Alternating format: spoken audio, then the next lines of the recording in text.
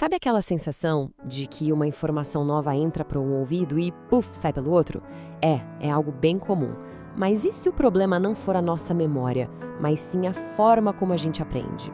Hoje, vamos explorar uma abordagem que transforma o aprendizado. Tira ele daquele lugar passivo e leva para uma aventura de verdade, uma aventura ativa. Vamos descobrir juntos o poder de aprender fazendo.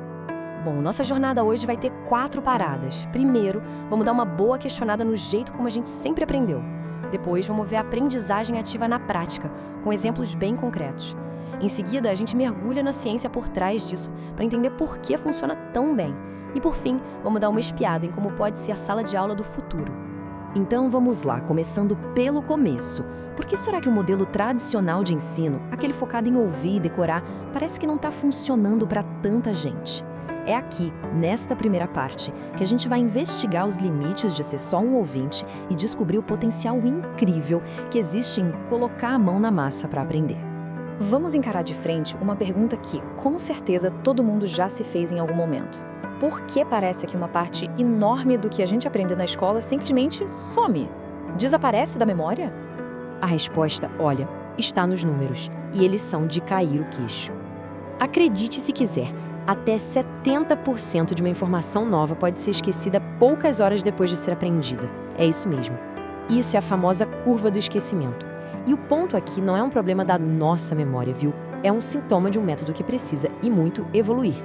E esse método tem nome, aprendizagem passiva. Pensa naquela aula clássica onde a gente só senta e ouve.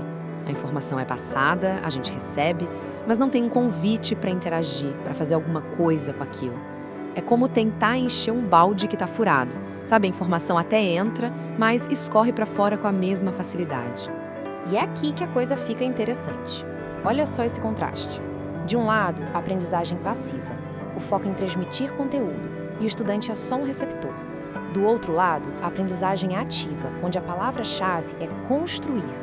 Aqui, o estudante vira um agente ativo, protagonista da própria jornada. E o professor? Deixa de ser o dono do saber e se torna um guia, um parceiro nessa construção. Muda tudo. Ok, mas como essa tal construção do conhecimento funciona no dia a dia, na prática? Agora sim, a gente vai entrar no coração da aprendizagem ativa. Vamos conhecer alguns dos métodos que estão, literalmente, revolucionando salas de aula pelo mundo. Começando por um dos mais conhecidos, a sala de aula invertida.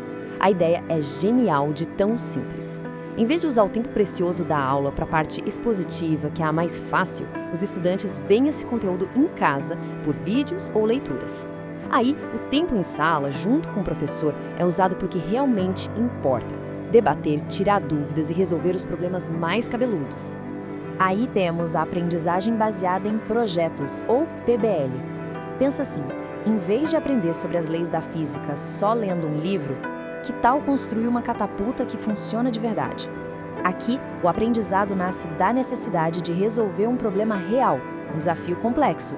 É o conhecimento em ação, desenvolvendo não só a parte técnica, mas também colaboração, criatividade, tudo junto. E tem também a instrução por pares. O processo é fascinante. Primeiro, o professor lança uma pergunta bem desafiadora. Os estudantes respondem sozinhos. Depois, eles discutem a resposta com um colega e votam de novo. Esse debate gera o que a gente chama de conflito cognitivo, que força o cérebro a se reorganizar e aprofunda demais a compreensão. E olha, esses são só alguns exemplos, tá? O universo da aprendizagem ativa é imenso. Tem a gamificação, que usa a lógica dos jogos para engajar, a cultura maker, que é literalmente aprender fazendo, com a mão na massa, os estudos de caso, que nos colocam no lugar de quem precisa tomar grandes decisões. O legal é que existe uma flexibilidade enorme para adaptar o método ao que se quer ensinar.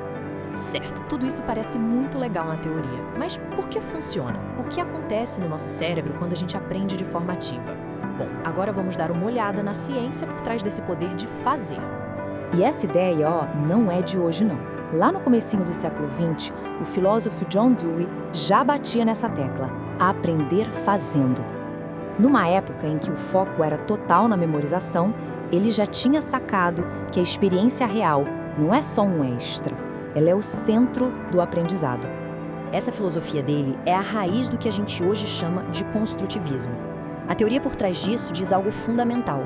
Nosso cérebro não é um armazém de fatos. Ele é mais como um canteiro de obras.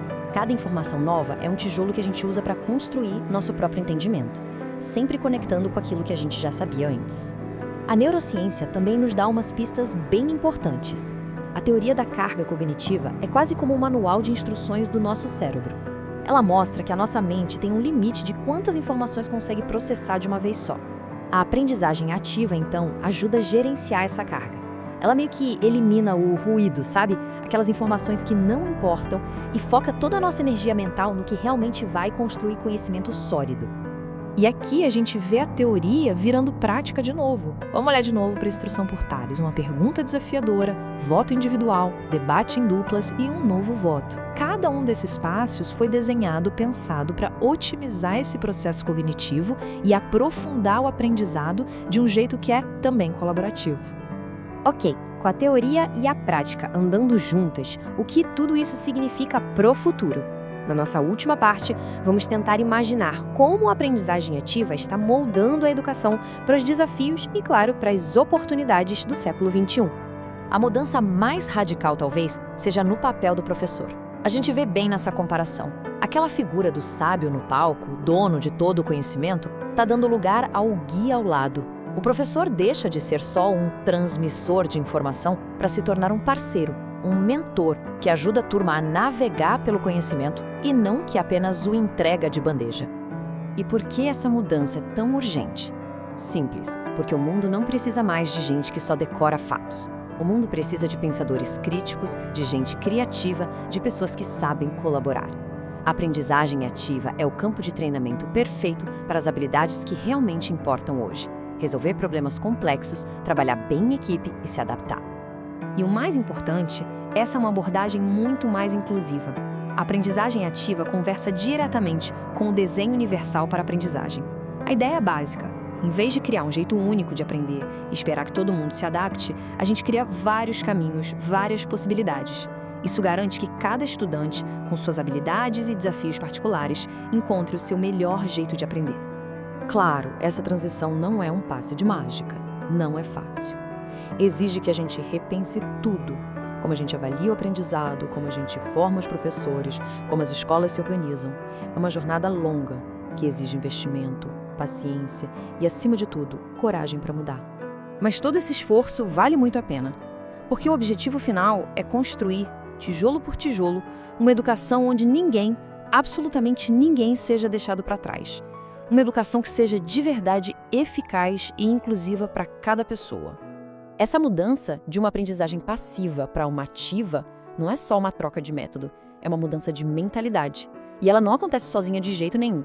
Por isso, a pergunta que fica no ar para todo mundo pensar é: como é que nós podemos, cada um de nós, ajudar a construir esse futuro da aprendizagem, juntos